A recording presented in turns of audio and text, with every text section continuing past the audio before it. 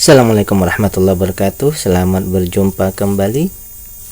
Hari ini tanggal 11 2025 bulan Februari ya. Kembali kita akan bersama-sama membuat resume fundamental saham dari laporan keuangan triwulan 4 atau laporan tahunan ya. Ada dua yang melaporkan terakhir, yaitu Mega dan East. Kita akan nanti mencoba melihatnya dari segi value, kemudian dividen, free cash flow, ketahanan, dan kepengendaliannya. Kita akan melihatnya secara bertahap ya. Dan analisa kita ini adalah bahan pertimbangan tambahan, bukan perintah untuk melakukan aksi beli atau jual ya. Karena ini adalah sebagai bahan edukasi ataupun pembanding saja. Oleh karena itu ini bersifat opini ya. Baik, sebelum kita lanjut, saya ingin menyampaikan bahwa saya sudah membuat playlist yang saya letakkan linknya di deskripsi. Silahkan nanti klik di situ, sehingga kalau Anda memerlukan data-data ataupun pembahasan saya yang sudah saya lakukan, bisa lihat yang di triwulan 4 ya, bisa dilihat di playlist tersebut. Juga ada playlist lainnya di triwulan sebelumnya untuk juga menjadikan bahan perbandingan. Karena di pembahasan berikut ya, kita tidak lagi terlalu banyak membahas sisi perusahaannya. Kita lebih kepada langsung ke pembahasannya. Oleh karena itu, kalau mau mencari data-data perusahaannya ya, bisa saja dicek di pembahasan di playlist sebelumnya. Baik, kita lanjut ya. Ini yang pertama Mega dulu ya. Ini adalah Bank Mega Tbk ya. Bank Mega Tbk. Kita punya data 3 saja ya, 3 triwulan 1 2, kemudian 4, yang 3 itu kemarin tidak kita bahas. Karena menurut pemahaman saya kemarin di triwulan 3 itu dia belum memenuhi kriteria. Nah, di triwulan 4 ini setelah kita cek, ternyata untuk Bank Mega ini memenuhi kriteria awal kita ya. Baik itu book value, IPS-nya, harga, current ratio, hutang, non warkatnya. Mungkin nanti itu ada kita bahas nanti untuk non warkatnya ya. Itu, dan juga data free cash flow-nya ini memenuhi kriteria, tapi mungkin nanti di non warkat yang kita cek nanti, mungkin di sini ada masalah sedikit ya. Baik.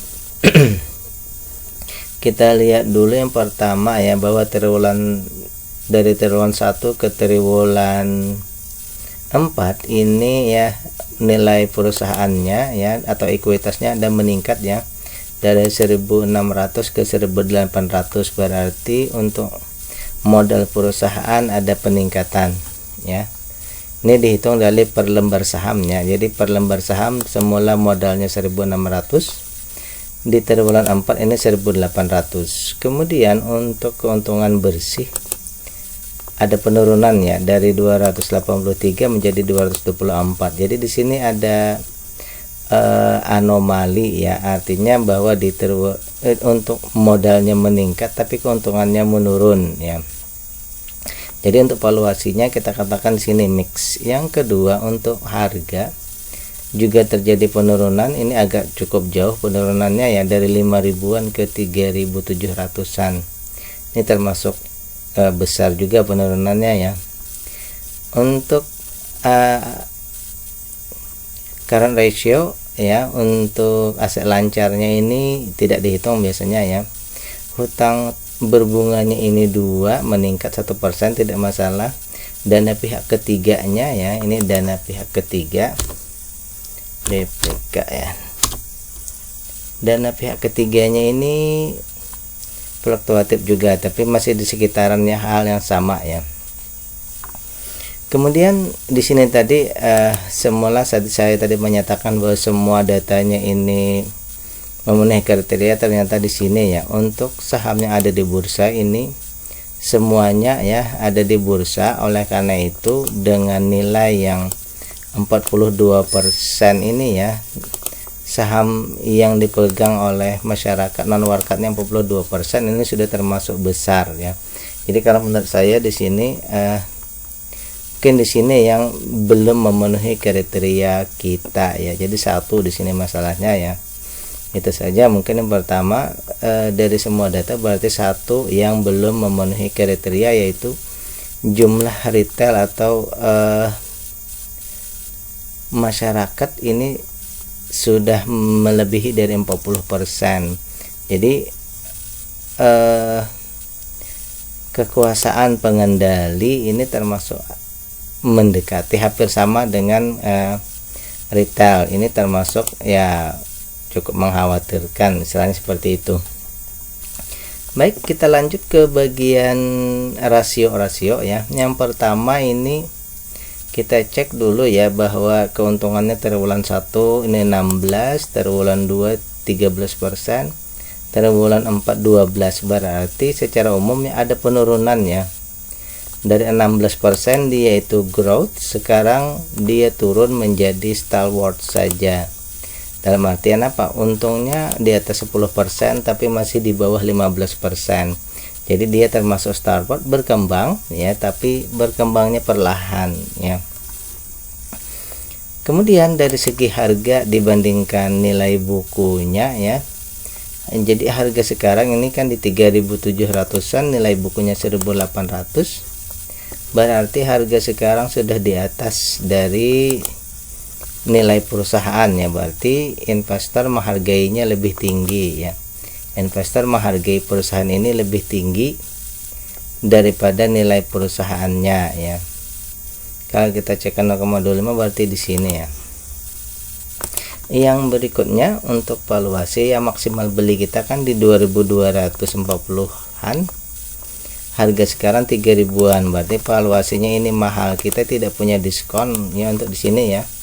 Jadi valuasinya mahal, kita tidak punya diskon, malah kita harus menambah ya. Nambahnya berapa? Sekitar 66% daripada maksimal beli. Harusnya kan kita beli di 2241, sekarang 37. Ya berarti setengah kali kita harus menambah daripada nilai yang seharusnya kita beli itu. Jadi untuk valuasi dia termasuk valuasi mahal. Jadi simpulannya begini, kalau kita beli sekarang berarti kita harus menambah 66% dari harga seharusnya. Dan kalau kita kejarkan ke PBV 2,5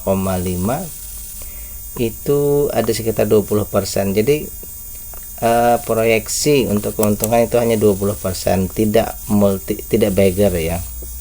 Jadi valuasinya mahal dan proyeksi beggar itu tidak sampai, itu proyeksinya ya. Kemudian perusahaan membagikan dividen, ini sudah sangat bagus 70% ya. DPR-nya berarti besar ya, dividen PO ratio-nya besar. Namun dari 70% yang dibagi itu pun kalau kita lihat di sekarang ya, berarti ini hanya 4,21% ya. Nanti 4,21% berarti itu masih di bawah ya. Dividennya di bawah 5%. Berarti kita kategorikan dividen kecil. Jadi sokongan oleh dividen ini juga tidak menyokong. Valuasinya sudah mahal, kemudian dividen belum mendukung ya. Selanjutnya untuk free cash flow, ini ya free cash flow sangat besar sekali. Jadi uangnya ini sangat cukup untuk membayar dividen dan lain-lain. Jadi untuk ketahanan perusahaan oke. Cash flow-nya juga aman tadi ya, kan tidak dihitung. Hutang berbunga dan pihak ketiga, ini pihak ketiga banyak ya, 500-an. Berarti dana murah ini sangat banyak di perusahaan ini ya. Jadi simpulannya adalah, kesimpulan kita untuk ketahanan perusahaan ini oke saja. Kenapa? Karena free cash flow-nya besar, aset lancarnya besar, dana pihak ketiganya juga besar ya. Kemudian pengendali di sini bukan retail, maksudnya meskipun bukan retail tapi sudah mendekati, sangat mendekati ya. Kalau menurut saya pribadi seperti ini ya. Terakhir semua saham ada di bursa ya. Jadi opini saya untuk perusahaan ini ya, ini bukan simpulan ya, opini saya untuk perusahaan ini ya, jadinya mungkin seperti ini ya. Pertama, karena dia Star Wars ya, Star Wars ini kemarin kita menghendaki ya, kalau dia Star Wars kita menghendaki perusahaan ini akan berada di valuasi murah. Sekarang valuasinya mahal, oleh karena itu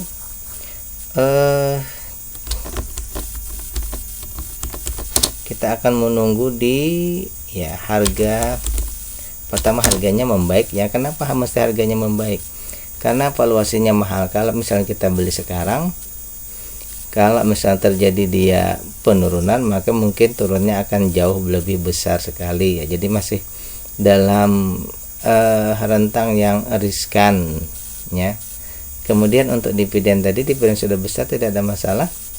Hanya di sini tadi adalah retailnya ya.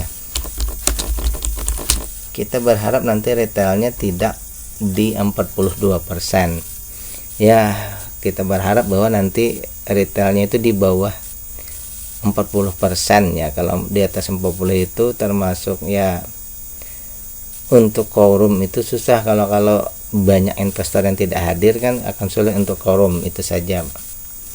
Baik, ini dulu untuk Bank Mega Tbk ya, bahwa satu data tadi yang kita concern bahwa dari semua data awal ini non warkatnya lebih dari 40%, karena saham di KSEI itu semuanya di bursa ya. Jadi oleh karena itu dengan jumlah non warkat atau retail yang 42% itu termasuk banyak itu kalau menurut saya ya.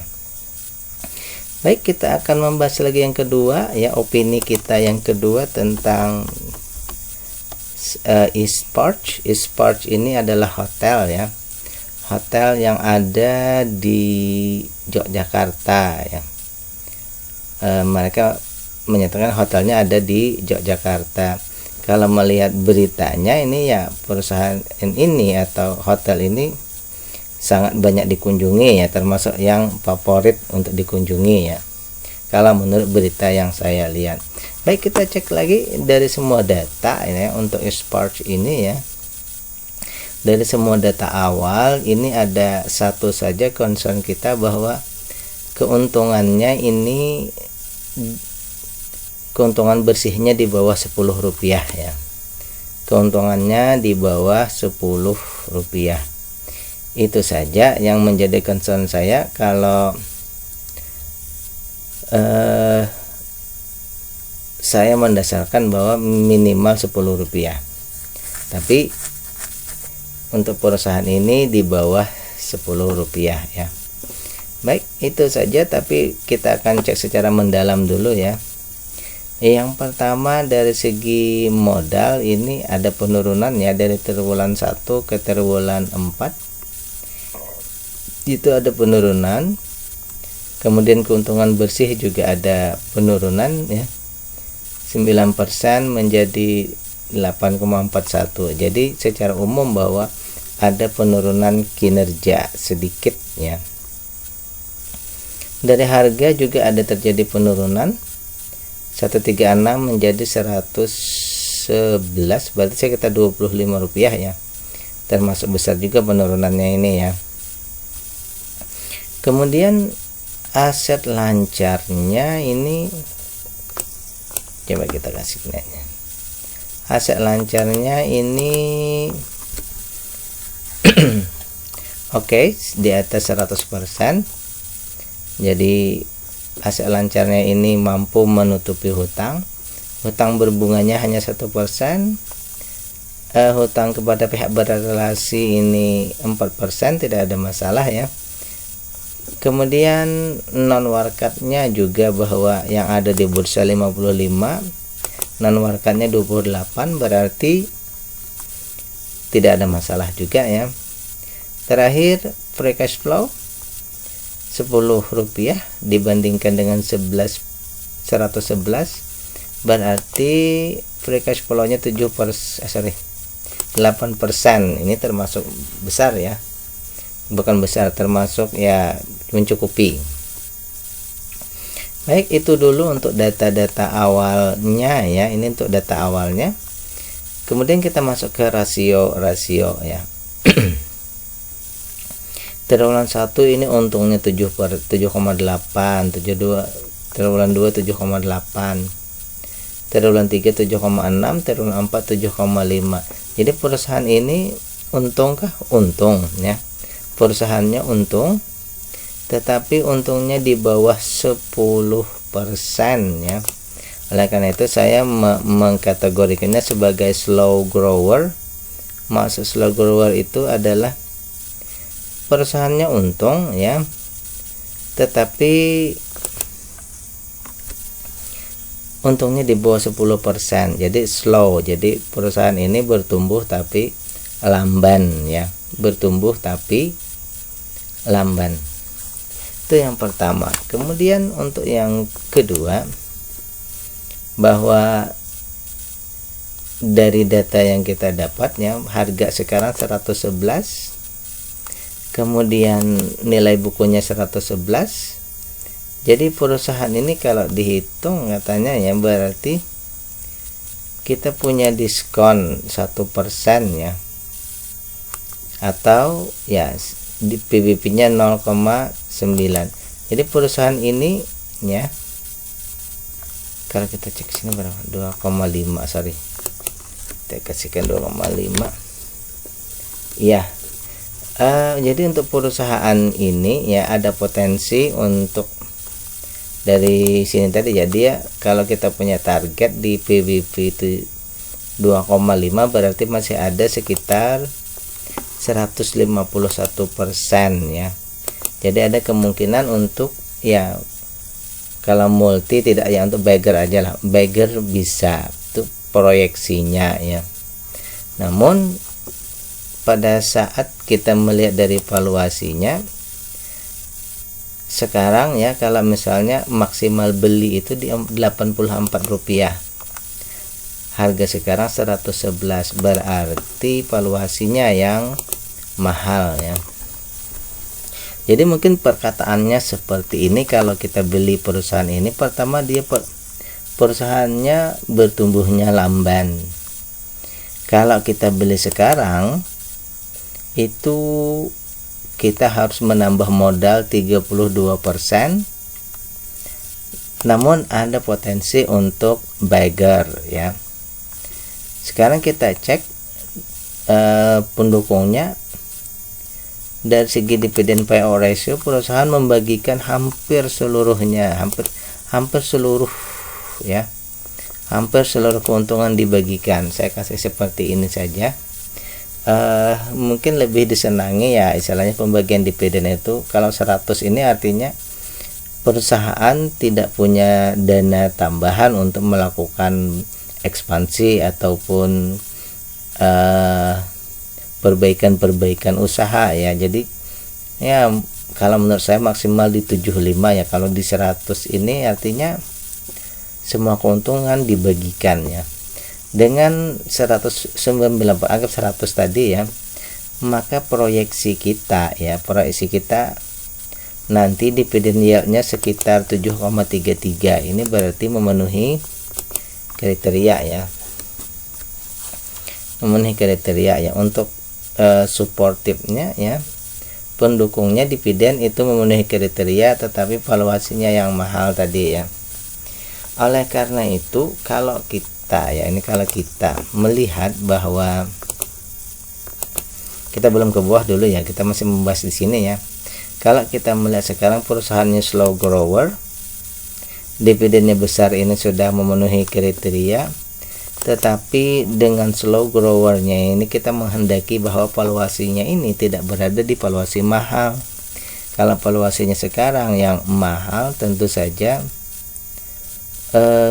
sekali lagi kita mengantisipasi kalau terjadi penurunan yang besar ini, tentu saja nanti berat ya kalau dia turun. Oleh karena itu mungkin nanti kita akan menunggu valuasinya menjadi murah ya. Untuk free cash flow 8% aman ya, aset lancarnya tadi 113 aman, hutangnya aman semua, pengendali ya juga aman ya,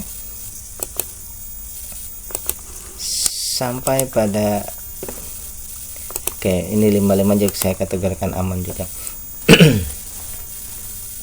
Oleh karena itu, kalau menurut saya ini opini terakhir kita untuk perusahaan ini ya, opini kita ya, opini kita untuk perusahaan ini bahwa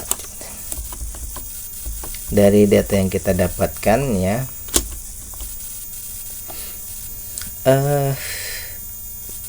untuk slow grower, kalau menurut saya pribadi, kita tentu belum bisa untuk menurut saya pribadi ya, untuk diinvestasi karena perkembangannya sangat lamban ya.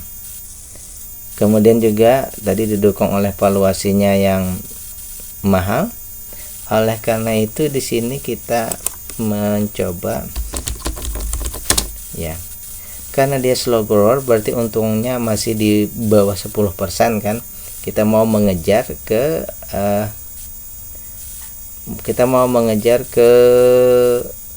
10 apa itu? 10%, berarti minimalnya nanti ini IPS-nya harus meningkat ya. IPS-nya meningkat ke, kalau di situ 8 ya, berarti IPS-nya minimal 12. Coba kita cek dulu ya di sini, misal 12.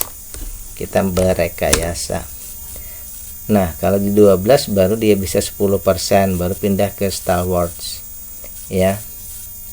Jadi minimal nanti dia naik IPS-nya ini 10% dari book value ya, itu yang pertama. Jadi kita menunggu IPS 1 ya di sini ya.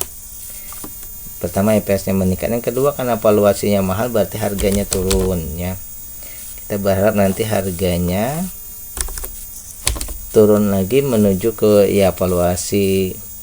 Kalau dia slow grower ataupun Stalwarts berarti ya harganya turun sampai ke valuasi murah berarti ya. Lain-lain tidak ada masalah lagi. Jadi untuk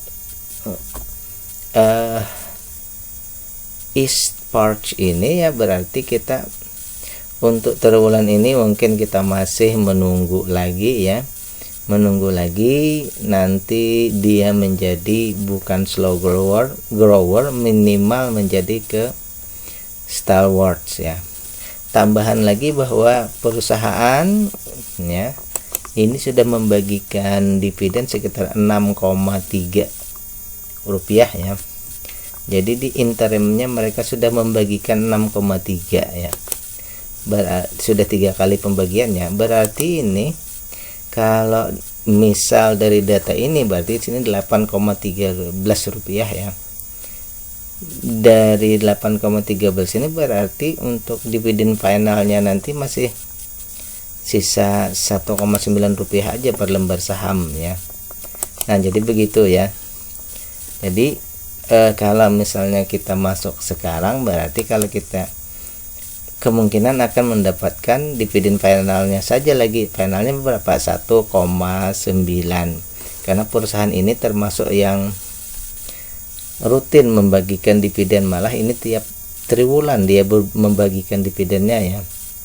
Jadi kalau melihat seperti ini mungkin saja perusahaan ini ya kita anggap mature ya, dalam artian bahwa dia tidak berusaha untuk melakukan pengembangan lagi ya, karena semua keuntungannya tadi dibagikan, bahkan dibagikannya per triwulan ya. Jadi seperti itu ya. Oke, demikian pembahasan kita untuk 2 saham kali ini, yaitu Mega, Bank Mega, dan East Parch Hotel ya. Oke. Sekali lagi ini bukan perintah untuk melakukan aksi beli atau jual, ini adalah bahan pertimbangan tambahan. Billahi taufiq wal hidayah. Assalamualaikum warahmatullahi wabarakatuh.